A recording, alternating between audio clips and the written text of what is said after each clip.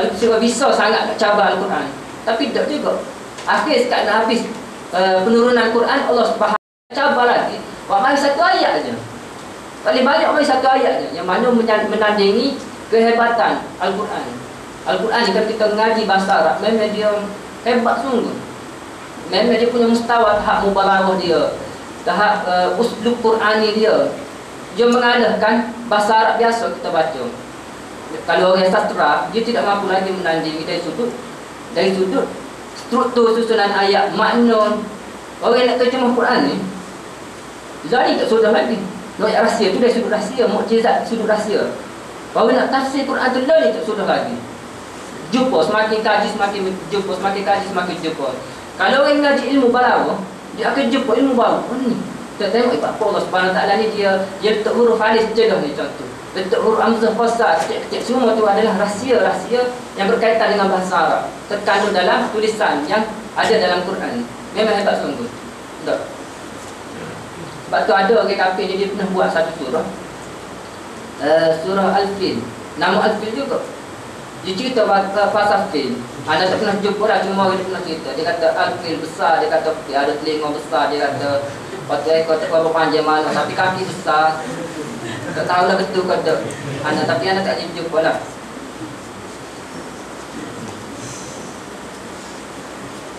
Jaminan daripada Allah Subhanahu wa taala, inna nahnu nazzalna dzikra, sesungguhnya kami telah menurunkan Al-Quran, wa inna lahu lahafizun, dan kami juga lahafizun. Al-Quran ini dijaga oleh kami, oleh Allah Subhanahu wa taala.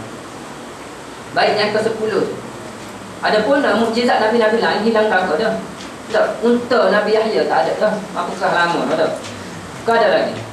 Nabi Yahya pun Nabi Zakaria unta. Tongkat Nabi Allah Musa AS tak ada juga dah.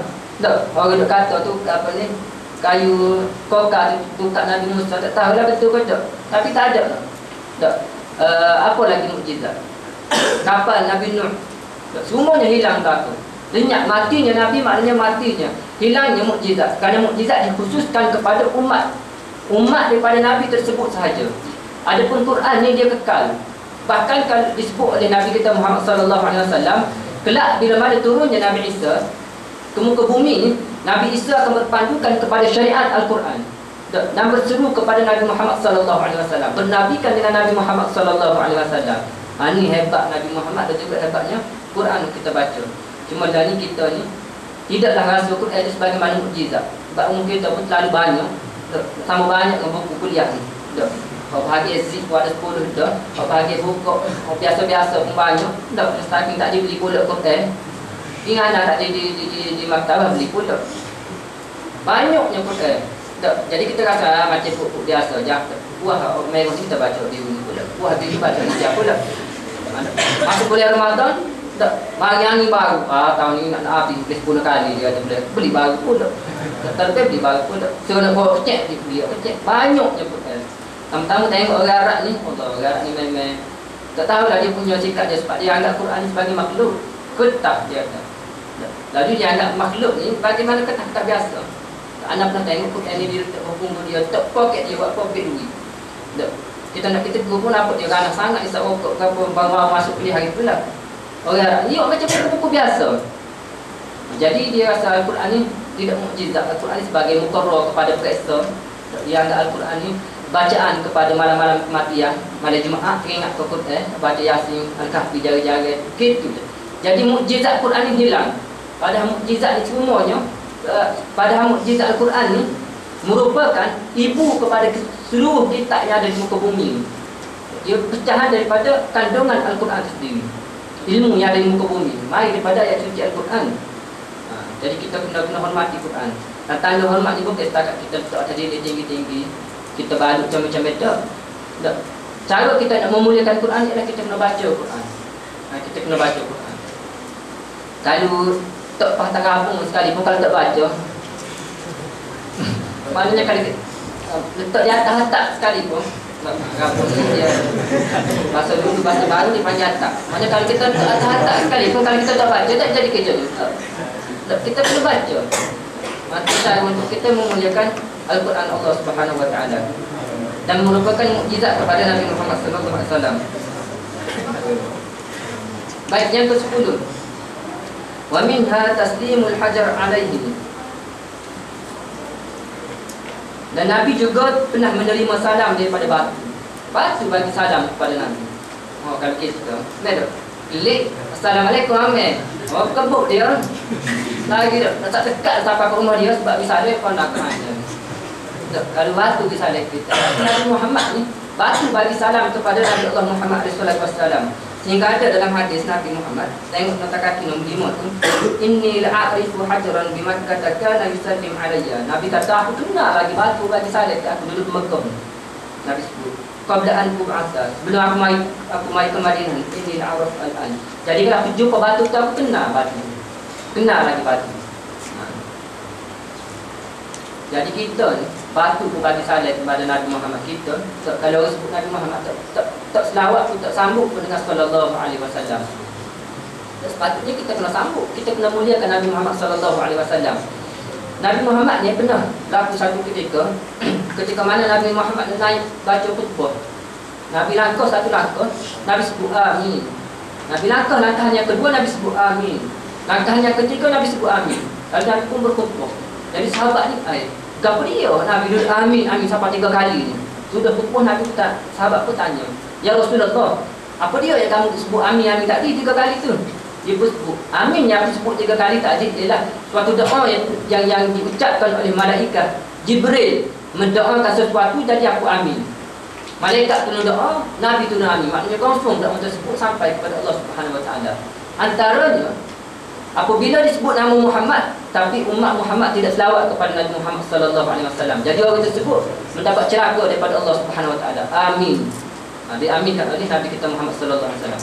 Antara lainnya orang yang masuk bulan Ramadan tapi dia tidak mendapat maghfirah ataupun pengampunan daripada Allah Subhanahu Wa Taala. Dan yang ketiga ialah yang menghina ibu bapa.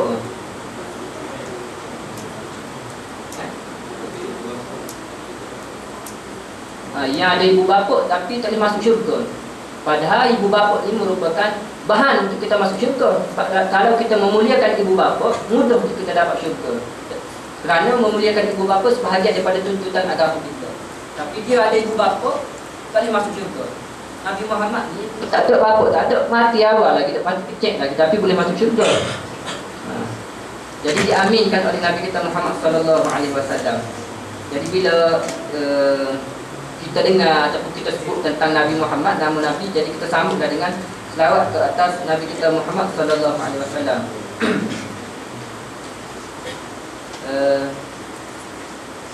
Disebut dalam ayat suci Al-Quran dengan firman Allah Subhanahu wa taala, innallaha wa malaikatahu yusalluna 'alan nabi ya ayyuhalladzina amanu sallu 'alaihi wa sallimu taslima. Sesungguhnya Allah Subhanahu wa taala dan juga malaikatnya berselawat ke atas Nabi Muhammad sallallahu alaihi wasallam. Ya ayyuhalladzina amanu, wahai orang-orang yang beriman, sallu alaihi wa sallimu taslima. Selawatlah kamu ke atas Nabi Muhammad sallallahu alaihi wasallam dengan suatu selawat yang paling comel sekali. Selawat yang paling sempurna sekali, paling cantik sekali. Allah selawat kepada Nabi, malaikat selawat kepada Nabi. Kita apa pasal tak selawat? Tak berat mulut sangat apa? Tak jadi PT 1000 ke kalau kita selawat? Tak. Jadi kita kena selawat. Bahkan Allah dan juga malaikatnya berselawat ke atas Rasulullah sallallahu alaihi wasallam. Yang pertama ialah batu memberi salam kepada Nabi Allah Muhammad sallallahu alaihi wasallam. Yang kedua, wahaninul jiz'i. Batang tamar menangis. Ni. Batang tamar dia pernah menangis kerana Nabi Muhammad sallallahu alaihi wasallam nak tinggal batang tamar tersebut. Anda tak ingat besok ceritanya. Cuma dia tahu bahawasanya Nabi Muhammad nak tinggal dia. Akhirnya dia menangis, keluar air mata kerana nak berpisah dengan Nabi Muhammad sallallahu alaihi wasallam. Walam yathbut biwahidin minal anbiya'i alaihi salatu wassalam mislu dzalik. Dan perkara ini tidak berlaku kepada kalangan para nabi yang selain daripada Nabi kita Muhammad sallallahu alaihi wasallam. Peristiwa yang berlaku batu bagi salam dan juga batang tamar yang menangis ini hanya berlaku kepada Nabi Muhammad sallallahu alaihi wasallam. Baik, yang ke-11 muka 20. Wa minha annahu wujida fi mu'jizatihi ma huwa azharu min fil i'jaz min al-mu'jizati wa ghairihi. Dan antara lainnya yang mana mukjizat Al-Haq lebih jelas ataupun lebih nyata fi i'jaz min al-mu'jizat ghairihi. Dalam banyak-banyak mukjizat yang selain daripada mukjizatnya. Nabi ini banyak mukjizat. Antara yang masyhurnya adalah kata fajrul ma'i min baini asabi'ihi, yakni keluarnya air daripada celahan tangan Nabi Muhammad sallallahu alaihi wasallam. Suatu ketika kita cerita sini, Nabi Muhammad bersama dengan para sahabat nak berwudu. Tak ada wudu, cukup air. Tak cukup air. Lalu yang adanya hanya sebekas sikit saja. Jadi orang pun bagilah Nabi Muhammad. Dia kata tak apalah, ambillah. Rasulullah menggunakan air, orang lain tak apalah, kita bertayamum, kita cari air mana ke. Nabi Muhammad pun keluar mukjizat dia. Jeng. Macam mana Nabi Muhammad ni, dia celuk tangan dia dalam bekas tu, jadi air tu menggelegak. Ataupun dia panggil berbuak-buak. Jadi tu air, kejut para sahabat. Jadi pakai ambillah air semaya tersebut. Jadi hadis ni diriwayatkan oleh Sayyidina Ali. Sayyidina Ali dia sebut orang yang paling terakhir sekali ambil air semaya tersebut adalah akulah. Siapa habis orang? Habis orang yang tinggalnya adalah Ali dan juga Nabi kita Muhammad sallallahu alaihi wasallam. Hebat Nabi. Nabi kita juga pernah berlaku dalam peperangan Hunain. Dalam peperangan Khandaq. Nabi duduk tengah gali parit dalam keadaan yang suasananya cukup panas, tak ada bekalan makanan. Lalu ada seorang sahabat Nabi Muhammad sallallahu alaihi wasallam, dia ada seekor kambing. Lalu dia pakat dengan tina dia, dan zawjah dia di rumah. Dia kata kita gola kambing ni, lepas tu kita pergi Muhammad untuk mari makan kambing. Tapi bini dia, isteri dia pesan kepada suaminya, jangan ajak ramai dia, tak ajak 2-3 orang untuk cukup nama dia. Jadi Nabi ni duduk tengok gali parit. Gali parit nak ayat sebuah lapar tak lapar. Sahabat Nabi ni dia mari mengadu kepada Nabi. Dia kata laparnya ya Rasulullah. Dia kata kami ni tak makan. Nabi tanya berapa hari? Dia kata 2 hari tak makan. Dia pun agak perut dia ada sebutir batu perut dia. Nabi kata sabarlah. Nabi pun agak baju dia ada 2 batu perut Nabi sallallahu alaihi wasallam. Biasa je Nabi. Nak ayat benda je lebih lah ke Nabi kita. Orang lain duduk gali parit. Nabi pun turun gali sekali. Dia kata, cepat-cepat para sahabat. Okey, pantau sebel. Nabi ni gali sekali. Sehingga ada batu besar ni, sahabat saya kan tak ni. Katuk-katuk tak pecah. Nabi mari katuk pecah dah. Hebatnya Nabi Muhammad. Jadi para sahabat Nabi hendak gola. Dia pergi temu dengan Rasulullah sallallahu alaihi wasallam. Kau buat gola ni. Tak. Tak buat pasal stres gitu kan buat mana. Jadi jumpa dengan Nabi kita Muhammad sallallahu alaihi wasallam, dia sebut mati rumah, dia kata pergi 2-3 orang ajak sahabat dekat-dekat. Jangan pergi ramai. Nabi kata dah. Dia pun paling. Nabi pun lepas ada dia langkah 2-3 langkah nak balik ke rumah dia, Nabi pun sebut, ya ayyuhal Khandaq. Nabi kata, wahai semua orang Khandaq. Kejut kau ni apa pula. Dia kata lepas pada kita gali ni, lepas pada kita buat parit ni, kita ramai-ramai pergi makan rumah dia. Kejut dia, mepeh dia kelik. Maknanya dia kelik dalam keadaan pusing, bercampur lah mana. Kisah dah. Sudahlah, dia kata Nabi Muhammad buat lawak pula, dia kata. Tak lanjut semua. Dia kelik koyak bini dia. Dia depan bini dia. Mungkin bersegut, dia kata. Habis bersegut, nak dia. Cerita kata ni. Ada bisik molek, dia kata. Tak mungkin tak payah arahan. Tak jelas ke. Ada rasa depan kita ada. Di depan ada selesai molek, Nabi pun sapa. Sapa? Sudah malu besar kita hari ni, dia kata. Malu besar kita 9 ekor dah. Mari ramai-ramai. Nabi kata sudah kau, sudah lagi.